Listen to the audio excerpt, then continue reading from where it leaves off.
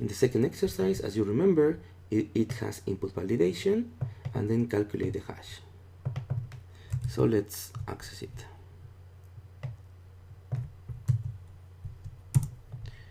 So we have test, and let's say test, and the same attack that we just did, and we submit it, and you can see that it says login failed and the single quotes were properly validated.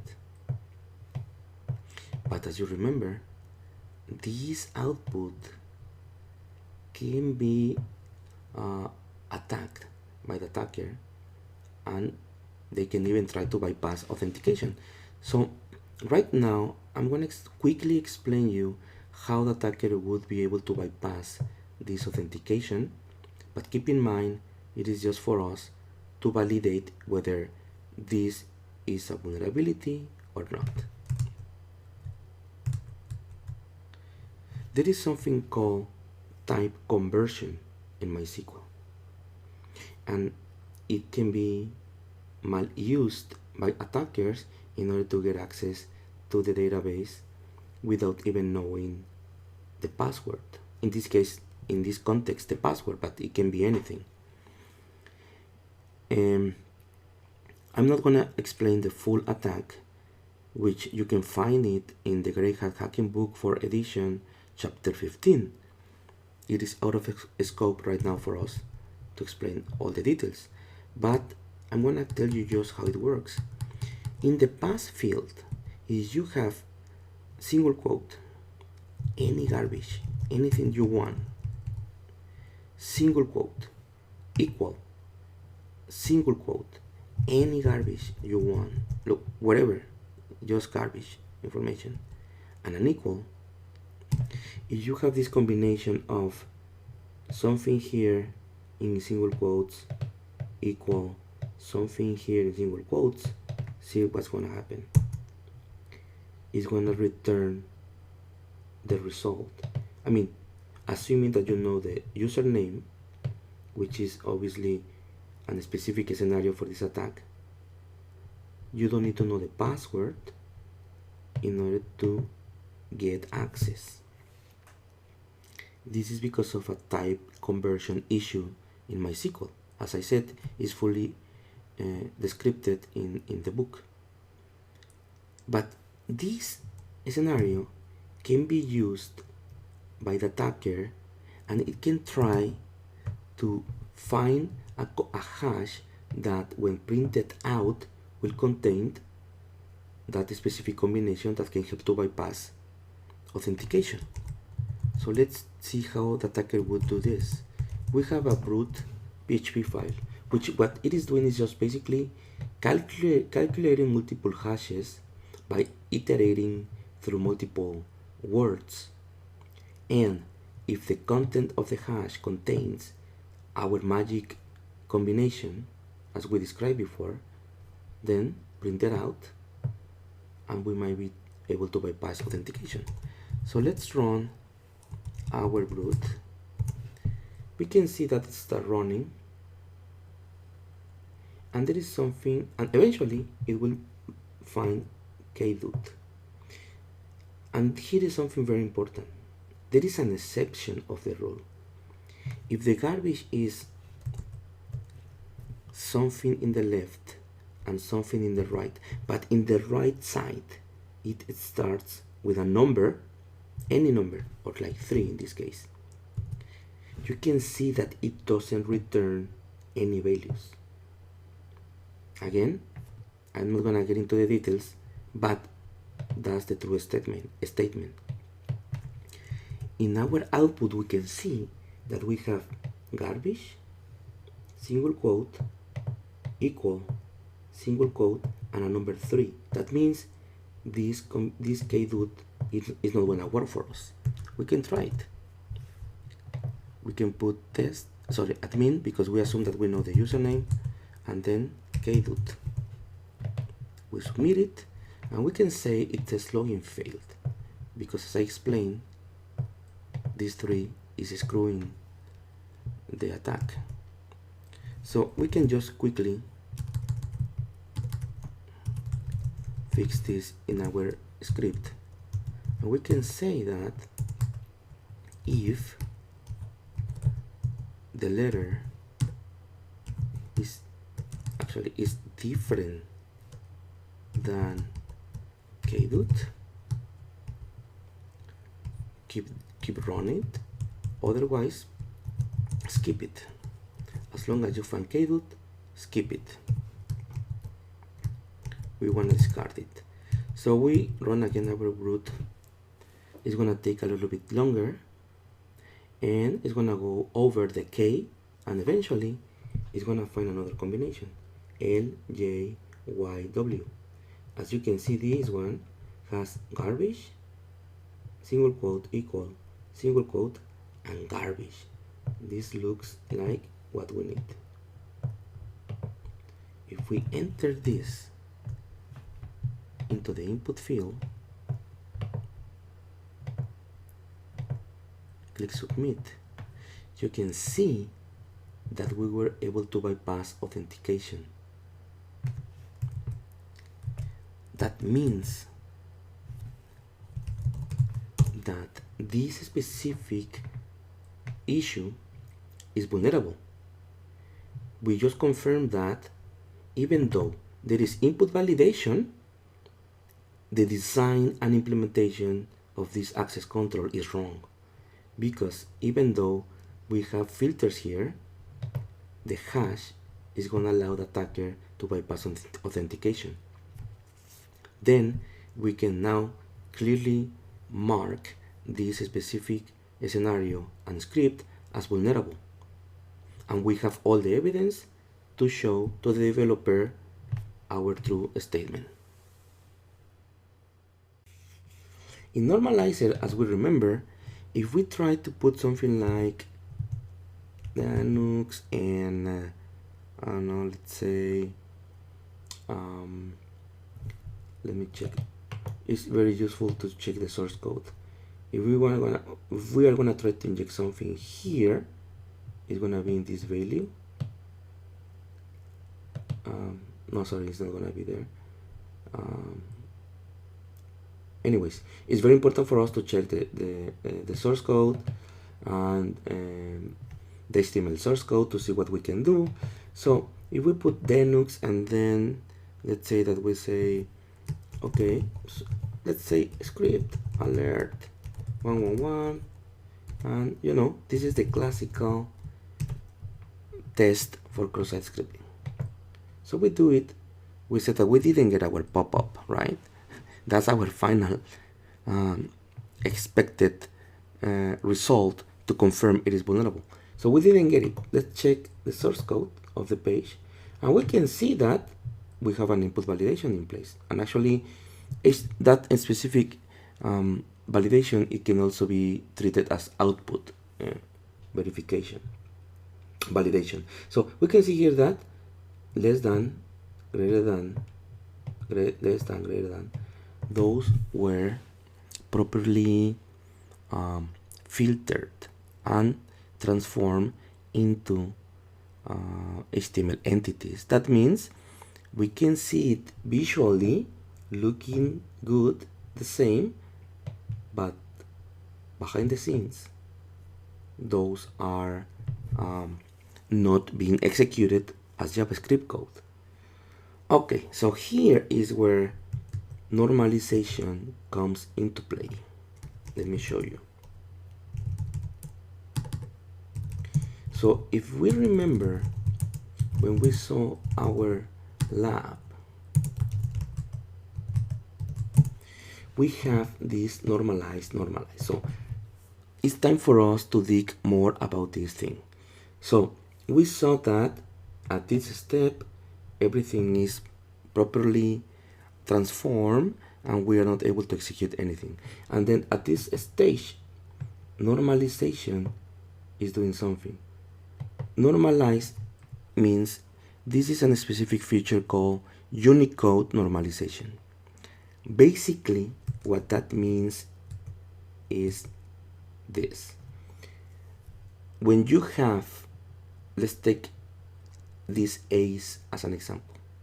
You can have here as you can see in the UTF table, this is the Unicode representation. In the table, you can see that those are Latin capital letters, okay? But they are like grave, acute, I mean, different options. But as you can see, they kind of look similar. I mean, the visual representation is similar. What normalization is gonna do is gonna say, okay, so all of those that look similar, I'm gonna transform them, which is called normalize them, into the same X binary representation. That means that if someone entered either this guy or this guy or this guy or this guy, any of those that are similar, I'm gonna put behind the scenes the same binary representation. Why you wanna do that? Think about a search engine that they wanna search for specific charts, so they don't care about those differences. As long as look like a Latin capital letter, they are gonna try to find capital letters, right? That's one option. Another option is that if you want to be consistent with the names, let's say that the names follow these properties. You might have names with this A or names with this A. So if you want to be consistent, you don't care about those differences, and then you save it with the same X representation. That's the idea behind normalization. But unfortunately, that can also be used maliciously by the attackers. Let's see this example. We have here the less than. As you remember, that was being properly handled by our filter in the PHP script. But this guy, the visualization is very similar to the less sign, but this is called full with less than sign. That means that this is not the one that we always use in our alphabet, in our keyboard. The normal hexadecimal value of a less sign is 003C for Unicode or 3C hexadecimal.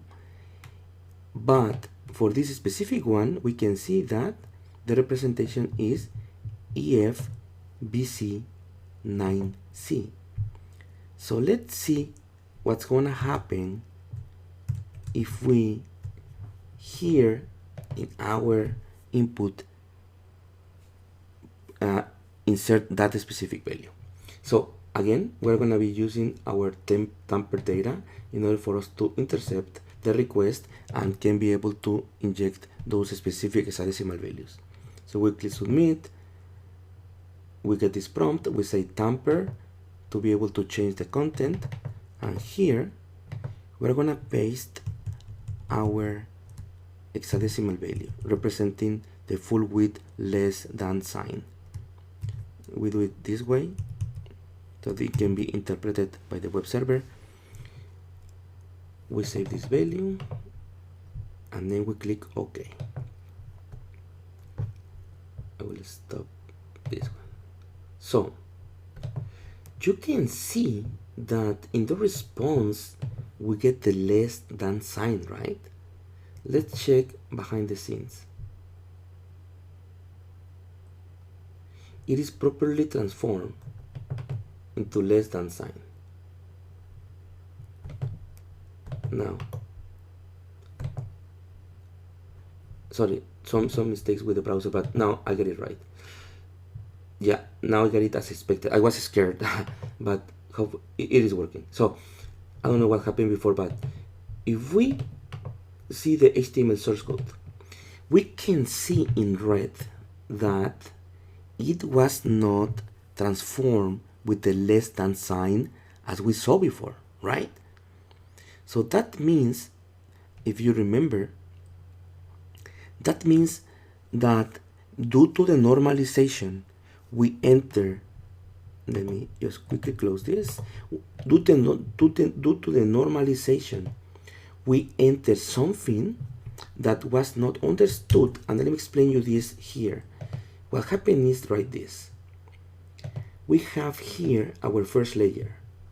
We sent the less than sign, but we know that this guy is not the one that we use in our keyboard. The filter at this stage says, okay, are you guy the one that I know in the keyboard? And it says no, because you are something, let's put this so that we can just make the difference. Oh, because you are this guy, you are not a less than sign that I know. So I don't know what to do with you. I just let it get in without any filtering. When this guy get to the second phase, here is the normalization phase. The normalization says, hey, I know this Unicode value. This Unicode value, due to normalization, I'm gonna send it and normalize into a less than character. Finally, this value is the one that we see in the browser. Now, we can confirm this, right? If what we are saying is true, that means that we can get our pop-up alert. Let's try to do that. So we click submit, we click tamper, and here we're gonna say, okay, if you remember, this combination was the less than sign.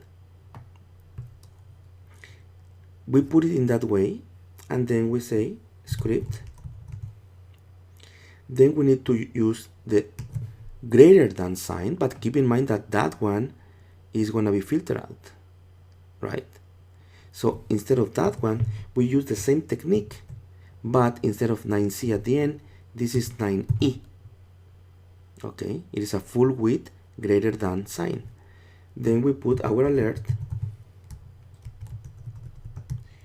and then we need after the alert to close the script block, which is with the less sign again.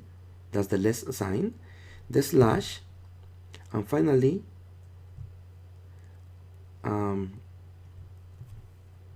the script tag and the greater than sign. So basically we're putting our chunk of JavaScript here. When click OK, see that we got our pop-up. That means we find a way that this specific application is vulnerable to cross-site scripting due to normalization. Let me just stop the tamper. So if we go here to the source code of the page, we can see that everything was exactly transformed as expected, and therefore JavaScript is executing in the browser and we got the cross-site scripting identified. So now we can see that we were about to discard this vulnerability, but because we dig into the normalization scenario, understood how that works, we were able to see and confirm that it is a cross-site scripting vulnerability. If you remember, we have local file 2, which we were unsure about this extension, which is saving this guy, right?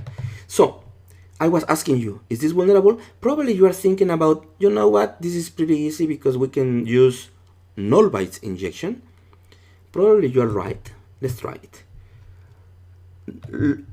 Null byte injection is a old technique that was used probably since 10 years ago. The way it works was this way. We have etc passwd. When we try to open it, we can see that it is adding the .php. So what the hackers used to do is they add a null byte. A null byte, when dealing with strings, is going to truncate the string after the null byte. So what the hackers used to do is to put a null byte and then the extension at the end. With the extension at the end, the program was going to say, okay, there is a PHP extension as expected, fine. And then when it is trying to open it, the file to be opened is going to be just the etc passwd because of the null byte. So anything else is going to be truncated, and therefore they end up having something like this, etc passwd. So let's try if that works. Thanks God, it didn't work. And you know why? Because this is a bug too old that was patched many years ago. And actually, if you have PHP 5.3.4 and above, it's not exploited nowadays. And that's exactly what happened here. We were trying to add the null byte injection and it didn't work. So the add extension is working. The null byte is not helping us to get local file inclusion. So then we can confirm that this is not vulnerable. Just kidding, guys. Definitely is vulnerable. And here is one of the abuse cases that I'm going to show you. So this comes into play something called data stream wrapper. Let me explain you how that works.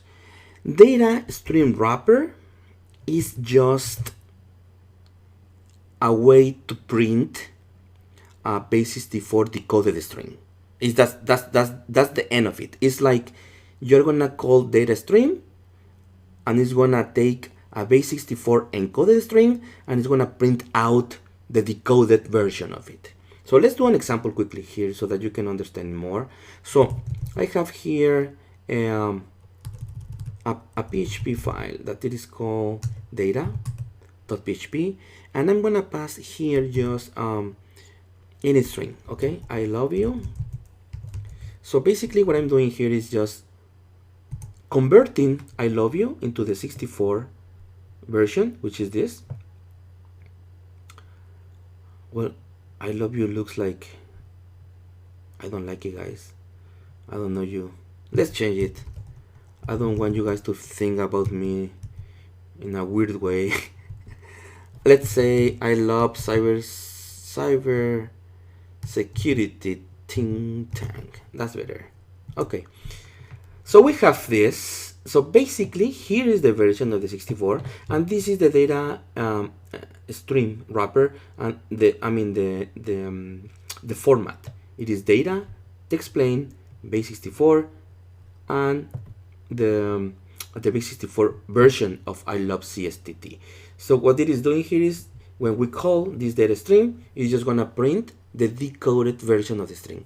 That easy. So let's copy this base64 and let's test how that works. So I'm gonna print this file. What I'm doing with this file is just receiving in the argument the base64 encoded string, and then I'm calling the data wrapper and printing out its content. So this should give us back our I love CSTT. So let's run it. Print, and then we pass the base64 value. As you can see, data stream wrapper is just taking the base64 and print and giving you the stream decoded. Okay, that easy. But just because of that, we can bypass the .php filter. So what we're gonna do is let's create something malicious. Let's say that we want PHP code and system. Let's say we want cat etc pass wd. This is even worse because what we are doing here is forget about including a file. We are including PHP code since, as you remember, it's gonna be executed. So we close our script and it should be fine. So we print it out And here we have the whole string that we need to pass to the application. So let's try to do it. I'm saying too many so, right? You guys notice that? I'm saying so. Sorry guys, I'm not a native speaker, so I will try to avoid it. Let's see here. We have the file. We paste the content. You see that? That's a cat etc password. And are you ready? We execute it, and boom, we get content of etc passwd. That means the file or the script is vulnerable to file inclusion thanks of our abuse case that we just get here, and therefore we were just about to miss a vulnerability. So the learning thing here is always exhaust all the possibilities, research, sometimes even read the, in this case, the PHP code functions in order to confirm it's not vulnerable.